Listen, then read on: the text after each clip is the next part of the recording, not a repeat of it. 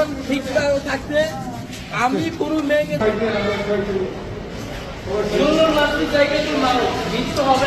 ভাই ওর বউরে কতটা ভালোবাসতে পারে, না ভালোবাসলে মানে এরকম করে কি কেউ বলে যে আমার বউকে বলবেন ভালো থাকতে, আমার বউরে মানে ফাঁসাইতে হইতেছে, মানে ওরা মা মেয়ে ভাই কি পরিমাণ কি শুরু করছে, মানে কি শুরু করছে। যাই হোক, আমি একটা জিনিস গাইস চিন্তা করি, ইমরানকে দেখলে মানে কোনো দিক থেকে মনে হয় যে ও একটা ধর্ষণ করতে পারে? ওরে নিজেই তো ভাই ও ফু দিলে যায় উইরা, ওই আবার কেমনে ধর্ষণ করে একটা মানুষ রে? হ্যাঁ, আপনারাই ভাই আপনারাই বলেন ওরা ও কিভাবে ধর্ষণ করে।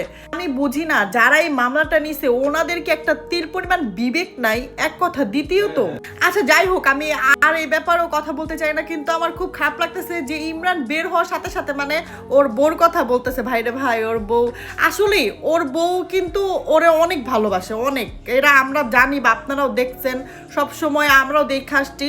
ভালোবাসার কারণ হচ্ছে এইটাই, একটা মানুষকে তখনই এতটাই ভালোবাসা যায় তখন তার পক্ষ থেকে ভালোবাসাটা আসে। আচ্ছা যাই হোক, ওরে ফাঁসানো হয়েছে এক প্রকারে, হয়তো বা এমনে না হেমনে, যেটাই হোক এখন আর ওগুলা তো আর মানে বলতে পারি না।